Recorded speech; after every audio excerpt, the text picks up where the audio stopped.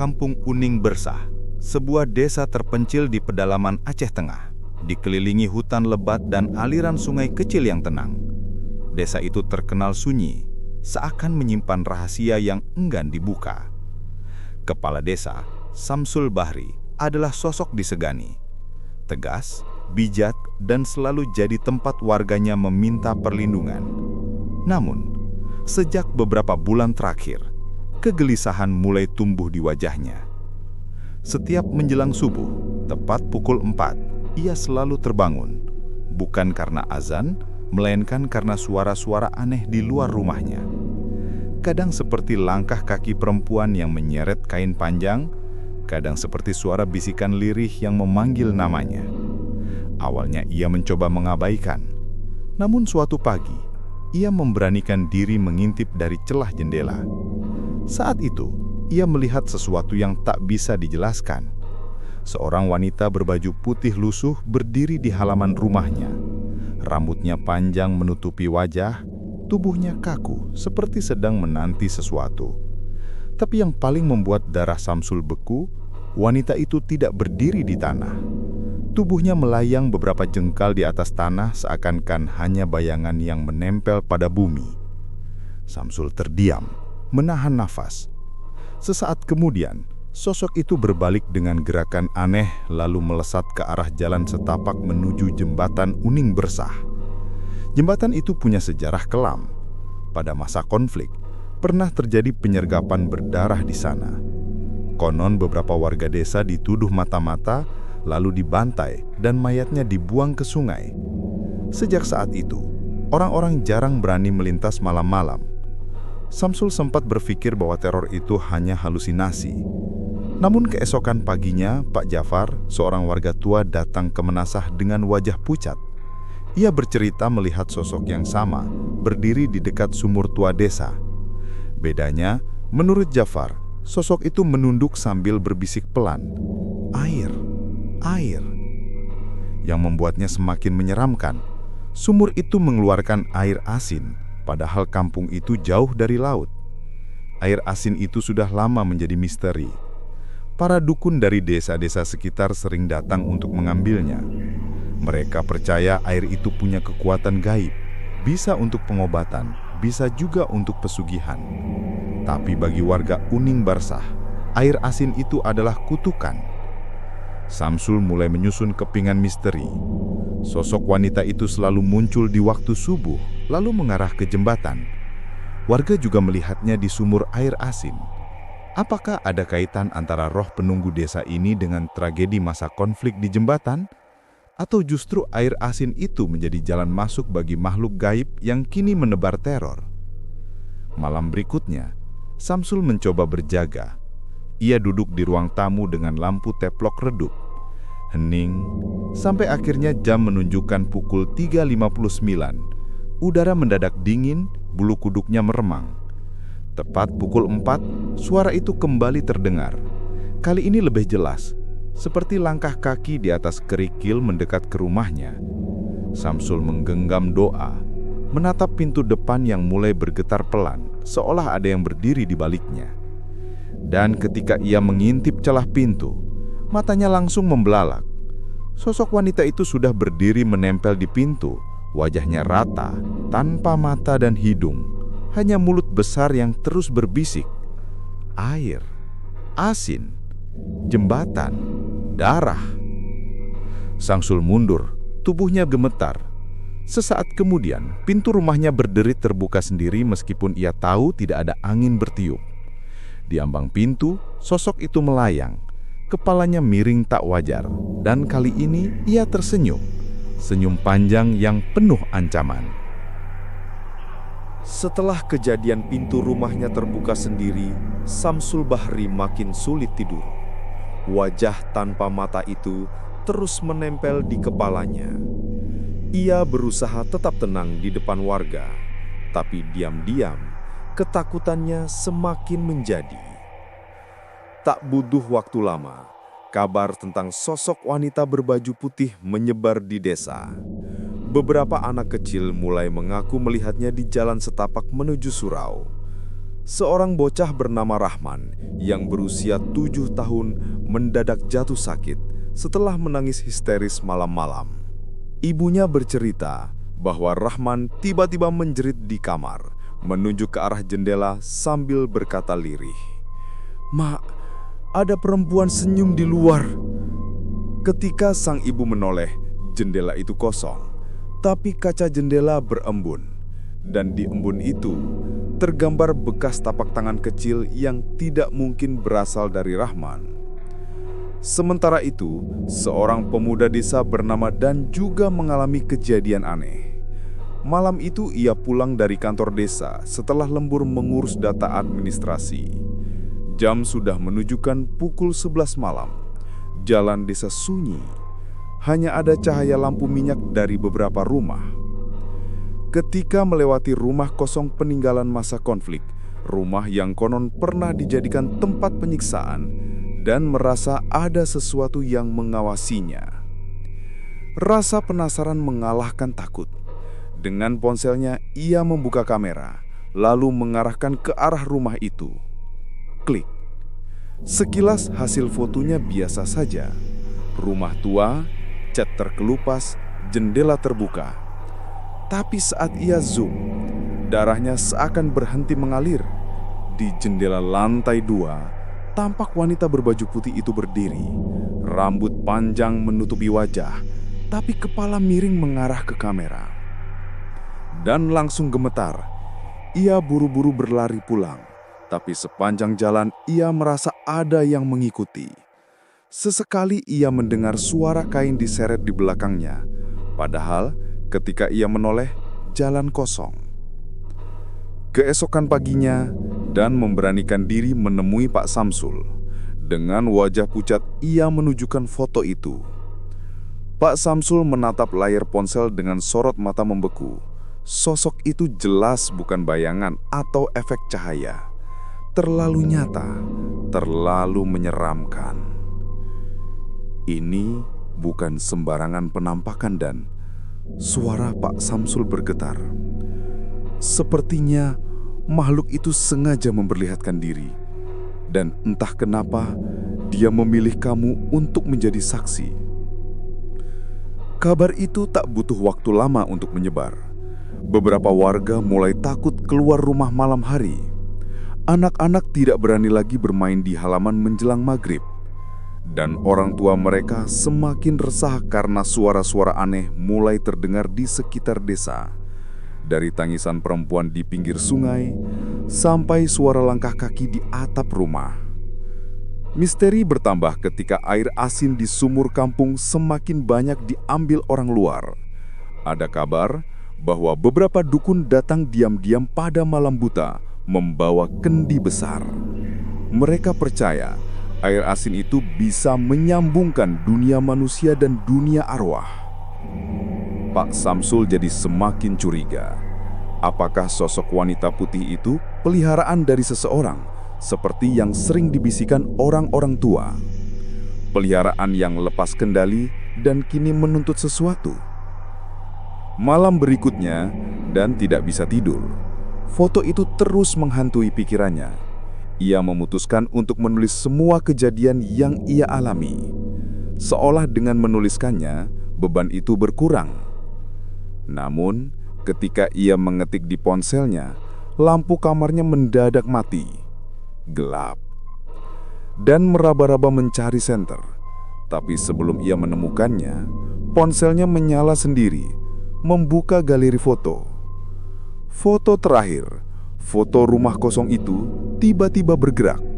Wanita berbaju putih di jendela perlahan menoleh ke arah kamera dan senyumnya melebar.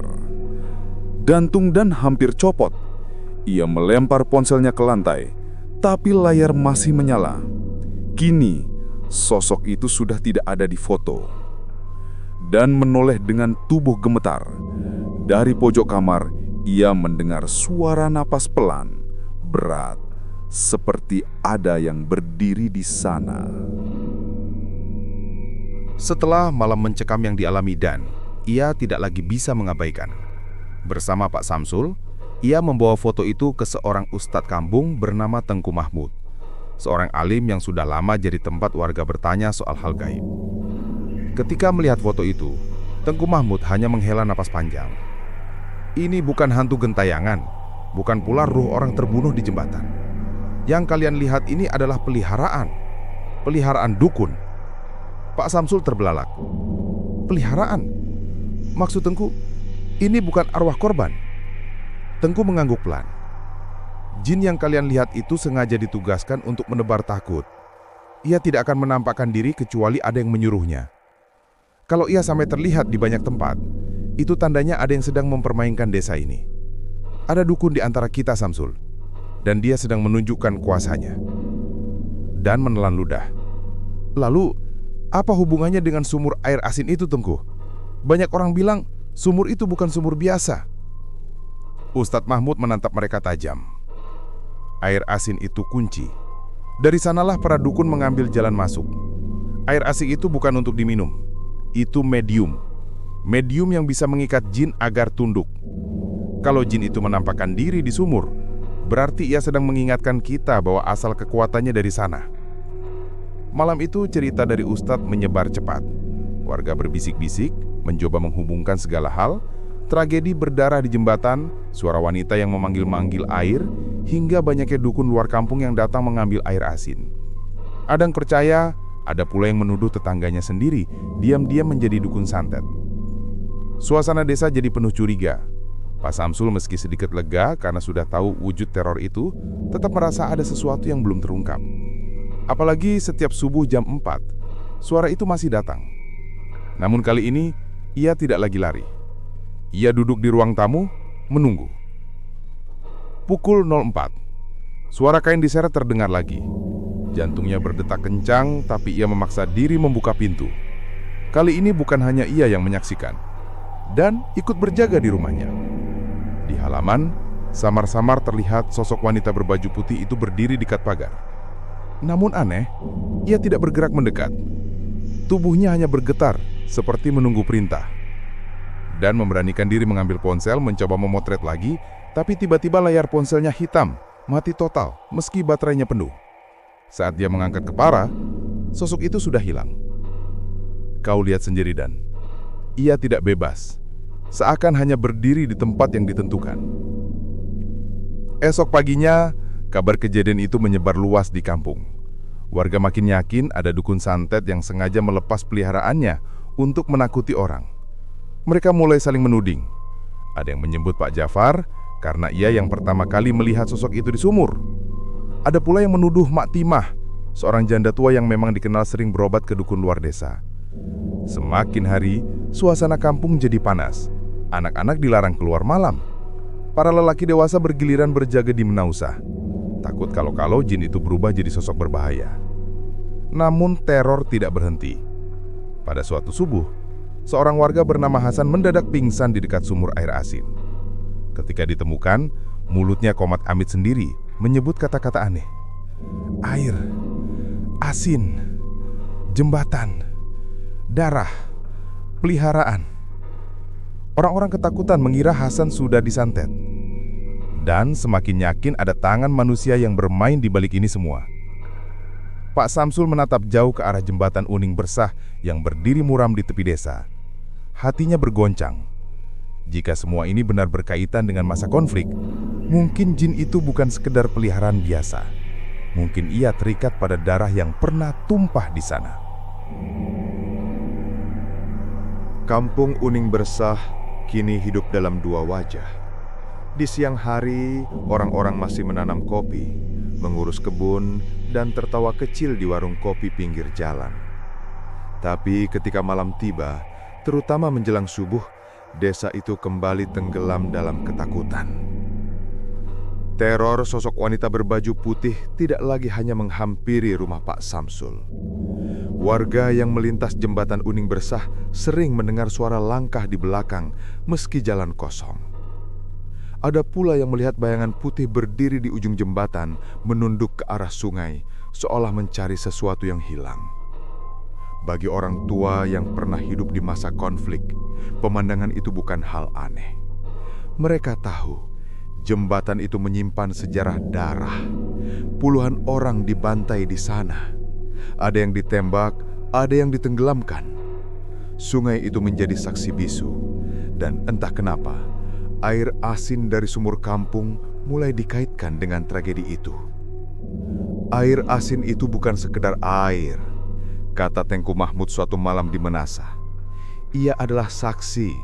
Mungkin dari situlah jin itu terikat. Dan ada orang yang sengaja memanggilnya, memberi makan dengan ketakutan kita. Pak Samsul hanya diam. Sebagai kepala desa, ia ingin warganya tenang. Tapi hatinya tahu, jawaban dari misteri ini tidak sederhana. Dan yang dulu sempat memotret sosok itu, memilih untuk tidak lagi bermain-main dengan ponselnya. Namun sesekali, tanpa sengaja, kamera ponselnya terbuka sendiri. Dan selalu di sudut layar ada bayangan putih samar, seperti tanda bahwa sosok itu masih mengikutinya. Waktu berjalan, tapi rasa takut tidak hilang. Seorang pemuda pengendara motor pernah bercerita, ia hampir celaka saat menyeberangi jembatan di malam buta. Tiba-tiba seorang wanita berbaju putih melintas di depan motornya. Tapi saat ia berhenti, wanita itu lenyap begitu saja. Yang tersisa hanya bau anyir, seperti darah yang baru tumpah. Cerita-cerita semacam ini makin menguatkan keyakinan warga bahwa jin itu memang penanti, menunggu sesuatu yang tidak pernah selesai. Ada yang bilang ia adalah arwah korban yang dijadikan peliharaan oleh dukun kampung. Ada pula yang percaya ia hanyalah jin liar yang terikat pada tragedi berdarah. Pak Samsul mencoba menenangkan warga dengan doa dan zikir berjamaah. Tapi setiap kali subuh tiba, tepat pukul 4, suara langkah dan bisikan itu selalu kembali. Tidak ada yang bisa mengusirnya penuhnya. Hingga kini, sumur air asin masih ada. Para dukun dari luar tetap datang diam-diam mengambilnya, percaya akan kekuatan gaib yang terkandung di dalamnya. Warga sudah lelah melarang. Mereka hanya bisa menjaga diri, tidak mendekat ke sumur itu saat malam tiba. Jembatan Uning Bersah pun masih berdiri kokoh. Orang-orang melintas setiap hari, tapi tak sedikit yang memilih mempercepat langkah ketika melewati tengah jembatan, takut kalau sosok itu tiba-tiba menampakkan diri. Kampung Uning Bersah terus hidup dengan misterinya. Sebagian orang berkata itu hanya cerita lama yang diperbesar.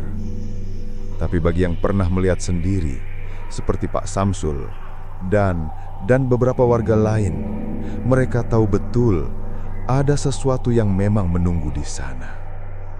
Sesuatu yang tidak pernah bisa dijelaskan, tidak pernah bisa diusir, dan mungkin tidak pernah akan pergi. Dan setiap kali subuh menjelang, ketika jam menunjukkan pukul 4, suara langkah itu masih terdengar.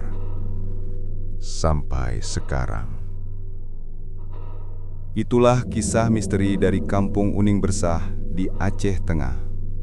Teror wanita berbaju putih, sumur air asin yang penuh rahasia, hingga tragedi berdarah di jembatan Uning Bersah, semuanya masih menjadi cerita yang hidup di tengah masyarakat sampai hari ini.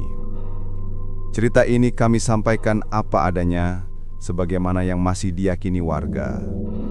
Jika ada nama atau tokoh dalam cerita ini yang kebetulan sama dengan nama Anda, kami mohon maaf sebesar-besarnya, karena itu semata-mata hanya bagian dari alur cerita.